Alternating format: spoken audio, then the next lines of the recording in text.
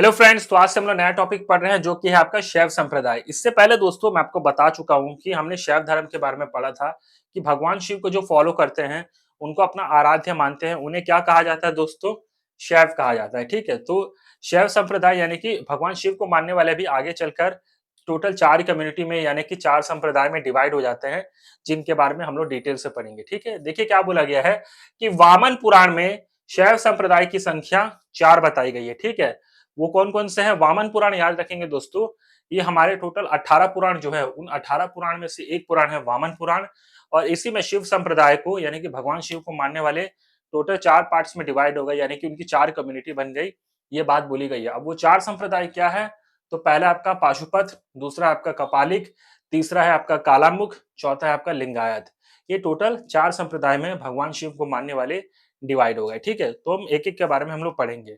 पहला आता है दोस्तों आपका पाशुपत। देखिए याद रखेंगे ये कम्युनिटी या फिर ये जो संप्रदाय है, ये भगवान शिव को मानने वाले सबसे प्राचीन संप्रदाय में से एक है।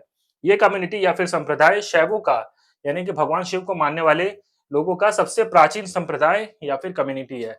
ठीक है, और इस संप्रदाय के जो संस्थापक थे, पाशुपत संप्रदाय के जो संस्थापक थे, वो कौन थे? लकुलिश थे। ठीक है, अगर आपको पूछेगा कि पाशुपत कम्युनिटी के जो फाउंडर थे, जो संस्थापक थे, वो कौन थे? तो आप क्या बोलोगे? लकुलिश। इन लकुलिश को ही भगवान शिव के 18 अवतारों में से एक माना गया है। ठीक है, अगर आपको पूछेगा कि किन्हें भगवान शिव के 18 अवतारों में से एक माना गया है, तो आप क्या बोलोगे? लकुलिश। ठीक है फ्रेंड्स, देखिए आगे क्या बोला गया है कि इस मत के फॉलोवर्स यानी कि पाशुपत मत के जो फॉलोवर्स होते हैं, इन्हें पंचार्थिक कहा जाता है। अगर आपको पूछेगा कि पंचार्थिक किन्हें कहा जाता है, तो आप क्या बोलोगे? पाशुपत कम्युनिटी वाले को। ठीक है फ्रेंड्स, और पर्टिकुलरली पाशुपत संप्रदाय के का एक प्रमुख सैद्धांतिक ग्रंथ है, इस कम्युनिटी को जो फॉलो करते हैं, उनका एक ग्रंथ है दोस्तों, उस ग्रंथ का नाम क्या है? पाशुपत सूत्र। ठीक है, तो पाशुपत संप्रदाय को जो फॉलो करते हैं ना, उनका पर्टिकुलर वो एक ग्रंथ होता है, एक बुक ऐसा मान सकते हो, उस ग्रंथ का क्या नाम है? पाशुपत सूत्र। अगर आपको पूछेगा कि पाशुपत सूत्र किस संप्रदाय का ग्रंथ है, तो आप क्या बोलोगे? पाशुपत कम्युनिटी का। ठीक है, पाशुपत सूत्र जो है वो कौन से समुदाय का ग्रंथ है? तो आप क्या बोलोगे? पाशुपत समुदाय का। ठीक है फ्रेंड्स, और इस मत को मानने वाले का जो धार्मिक केंद्र है, ये नेपाल के काठमांडू में है। नेपाल के काठमांडू में दोस्तों एक मंदिर है, पशुपतिनाथ जी का मंदिर है, जो कि भगवान शंकर का ही मंदिर माना जाता है। वो इस मत के लोगों का फॉलो करने वाले का प्रमुख केंद्र है। ठीक है फ्रेंड्स, नेपाल के काठमांडू में पशुपतिनाथ जी का मंदिर है। ठीक है फ्रेंड्स, वो इस संप्रदाय के लोगों का प्रमुख केंद्र है। ठीक है फ्रेंड्स, तो नोट कर लीजिए इतना। तो फ्रेंड्स, अब हम लोग अगला टॉपिक पढ़ते हैं जो कि आपका अगला जो संप्रदाय है वो है कापालिक संप्रदाय। तो देखिए दोस्तों, कापालिक संप्रदाय में क्या बोला गया है कि इस कम्युनिटी यानी कि इस संप्रदाय के जो इष्ट देव थे वो कौन थे? भैरव थे। ठीक है फ्रेंड्स, इष्ट देव जो थे वो भैरव थे। भैरव दोस्तों भगवान शंकर का एक रूप माना जाता है और इस मत का जो प्रमुख केंद्र है वो श्रीशैल था। श्रीशैल दोस्तों आज के समय में आंध्र प्रदेश में पड़ने वाला एक जगह है। ठीक है फ्रेंड्स, इसको आप लोग याद रखेंगे।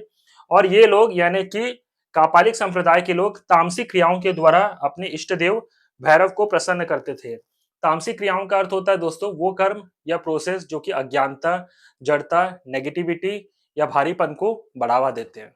ठीक है फ्रेंड्स, तमस का अर्थ होता है दोस्तों अंधकार या फिर भारीपन। इसको आप लोग याद रखेंगे। आगे बोला गया कि ये लोग सुरा और नैवेद्य को अर्पित करके अपने इष्ट देव को प्रसन्न करते थे। सुरा का अर्थ होता है दोस्तों मदिरा या शराब, और नैवेद्य का अर्थ होता है एक प्रकार का भोजन, फल या मिठाई जो अपने इष्ट देव को चढ़ाया जाता है। ठीक है फ्रेंड, जैसे प्रसाद के रूप में अपने भगवान को चढ़ाते हैं ना, उसे ही क्या कहा जाता है दोस्तों? नैवेद्य। नैवेद्य का अर्थ होता है दोस्तों एक प्रकार का प्रसाद या भोजन या किसी प्रकार का फल या फिर मिठाई जो अपने इष्ट देव को खुश करने के लिए चढ़ाया जाता है।